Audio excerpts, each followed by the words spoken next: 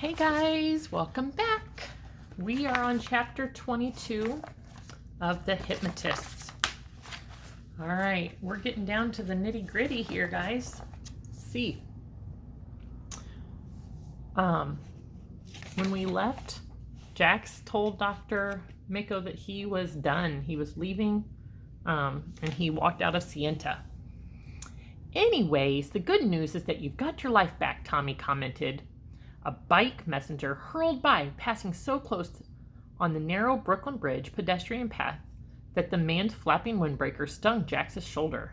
Really? Tommy shouted at the rapidly receding cyclist. It was a kind of near miss that happened every minute in New York. But lately, Jax had been so wrapped up in Sienta that he'd taken himself out of the bump and grind of living in a city of more than 8 million people. There's a lot of people in New York. And a big fringe benefit of quitting Dr. Mako was that his time here was his own again. A walk across the bridge would have been out of the question on a Sienta day. Well, I finished my homework before midnight now, so that's a plus, Jax admitted. But I'm still getting blowback from that video I did.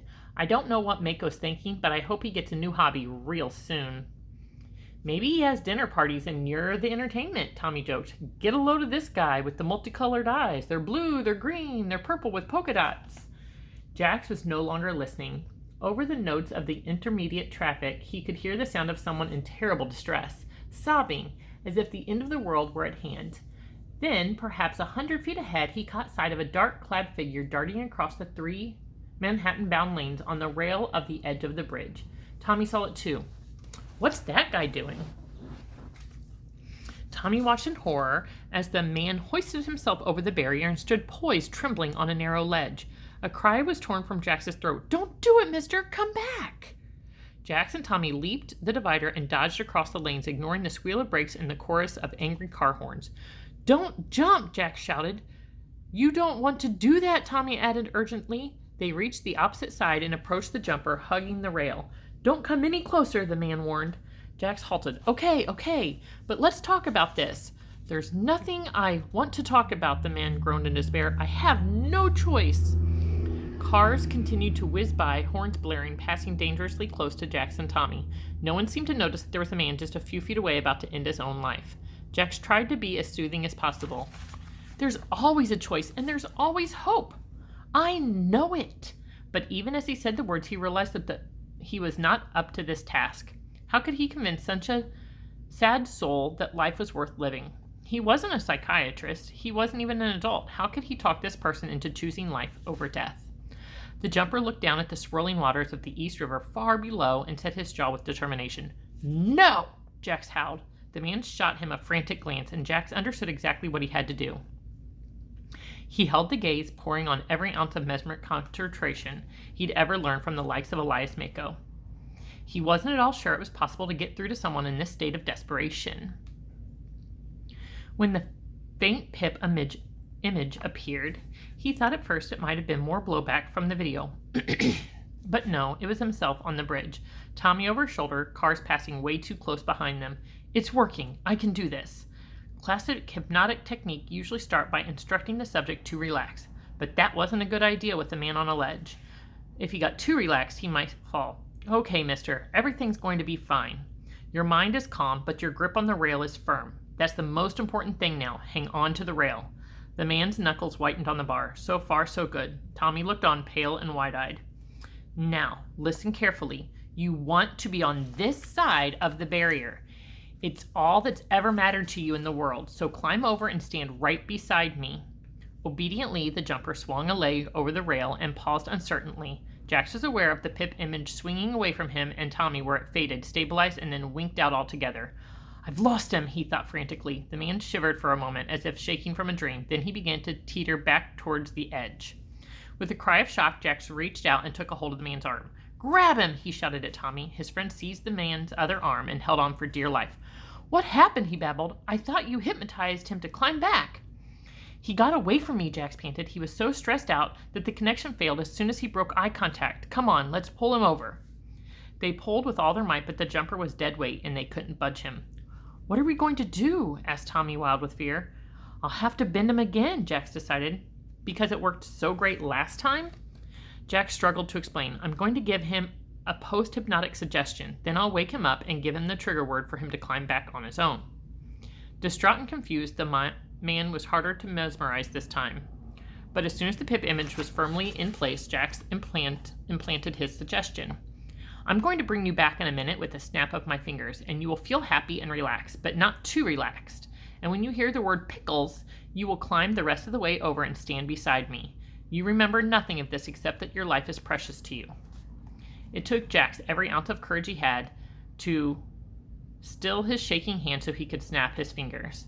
Straddling the rail, the man came to himself with a start, his entire body stiffening. What pickles? Jax exclaimed swiftly. The response was immediate. The jumper swung his left leg over the barrier and was a jumper no more. Jax and Tommy hustled him across 3 lanes of traffic to the pedestrian walkway. Jax looked at his subject anxiously. How do you feel? The man was furious.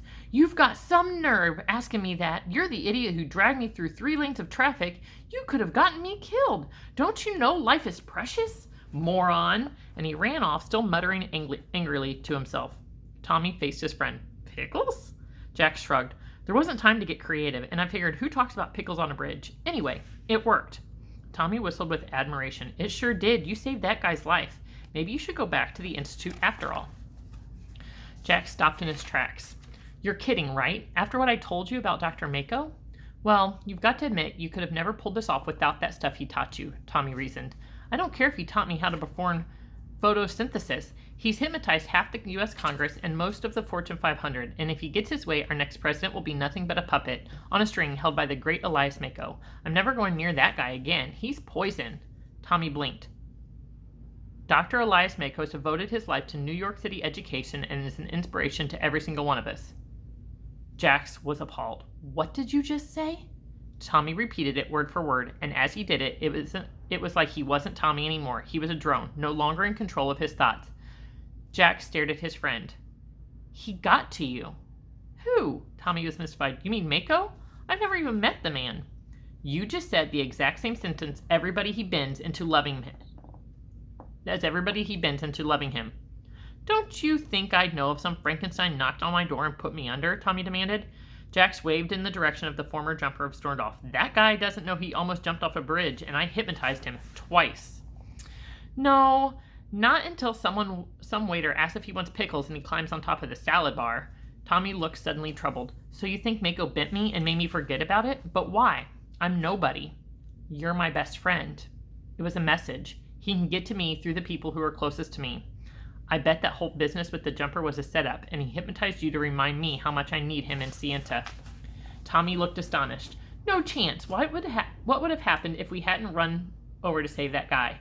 Jack shrugged. That's the kind of quality person who might have a hamlock on the next president in the United States. A deep sense of dread took hold of Jack's stomach and began to rise. He thought he was free and clear of Sienta. But obviously Mako wasn't finished with him yet. The director still wanted something from Jackson Opus. That'd be scary, wouldn't you think? To know that you were hypnotized but not remember that you were hypnotized, or even remember meeting the person who hypnotized you? That would be pretty scary. Huh. What do you think is going to happen? Will Jackson go back to Sienta? I don't know. Bye, guys.